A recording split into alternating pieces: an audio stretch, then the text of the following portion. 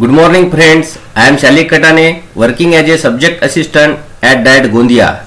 In today's video, we discuss on subject science and the topic is magnet and characteristics of magnet. What is magnet?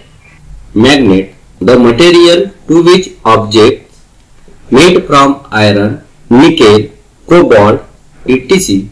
get attracted is called a magnet.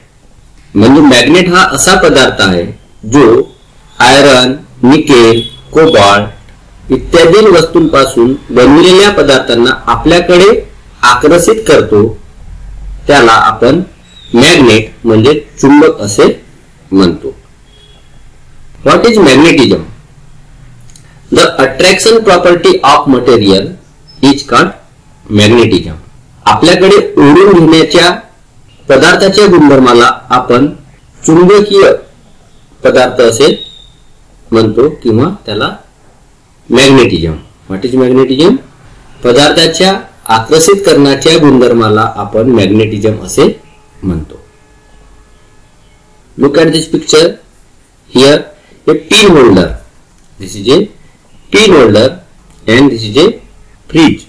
Pins in a pin holder do not fall even when it is held upside down. Why it is so? Due to the magnet inside the pin holder.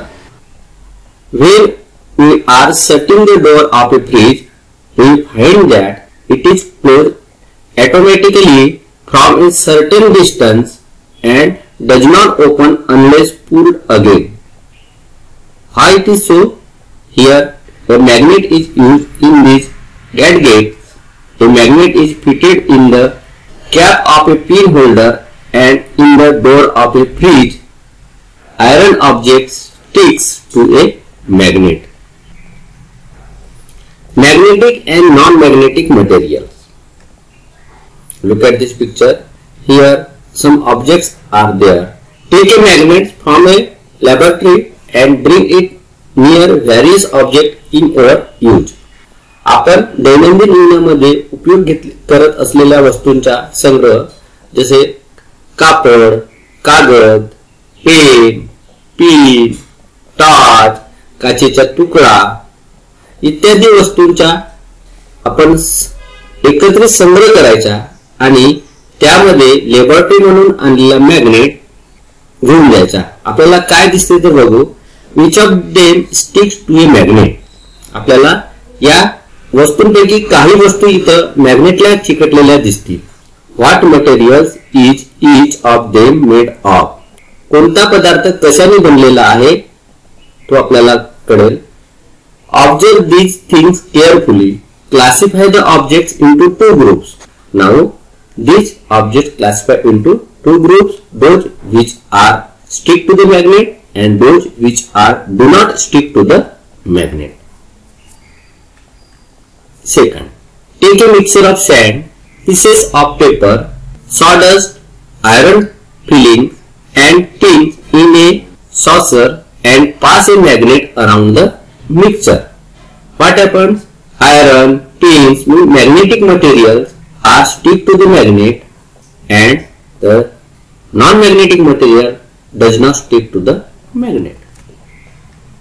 The materials that stick to a magnet are called magnetic materials, which those that do not stick to a magnet are called non-magnetic materials. The metals iron, cobalt, nickel are magnetic materials. Characteristics of magnet. The first characteristic is a magnet always settles in the north-south direction. Tie a thread to the center of a bar magnet and hang it from a stand. Note the direction in which the magnet settles and turn it around again. Let it settle and note the direction. Look here. एक मजबूत stand घ्यायचा. स्टँडला magnet थ्रेडच्या मदतीनं अशा प्रकारे बांधायचा. बांधल्यानंतर स्थिर झाल्यानंतर या मॅग्नेटची डायरेक्शन बघायची. पुन्हा या डायरेक्शनला टर्न करायचा आणि पुन्हा याला स्थिर होऊ द्यायचं आणि पुन्हा डायरेक्शन बघायची.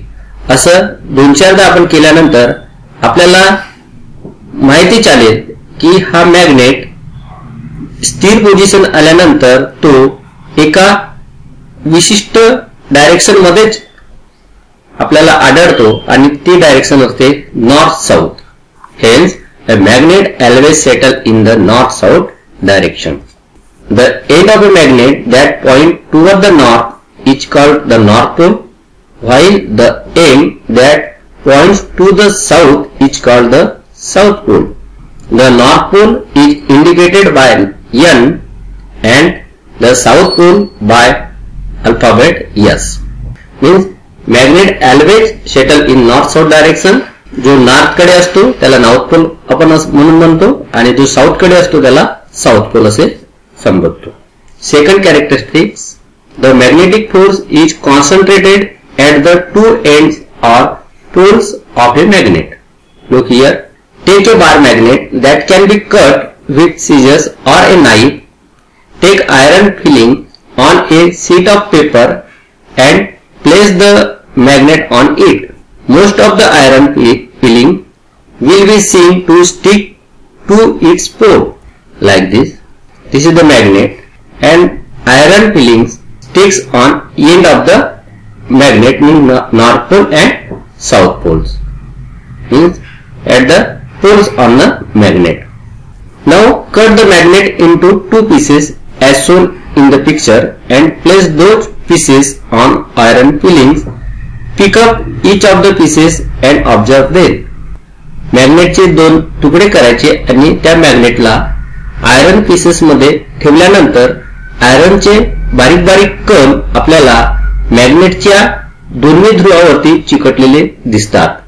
यावरून मॅग्नेटिक फोर्स हा मॅग्नेटच्या एंडला असतो, म्हणजे जे poles of magnet. Third property is, if a magnet is divided into two parts, two independent magnets are formed. It means that the two poles of a magnet cannot be separated from each other. If we divided the magnet into two parts, again the divided part contain north pole and south pole. Again we divide it. Again it contain north and south pole like this, north south. It means that two poles of a magnet cannot be separated from each other. Fourth property, a magnetic material acquires magnetism when placed near a magnet. This magnetism is called induced magnetism. Induced magnetism. Fix a powerful bar magnet to a stand as shown in the figure.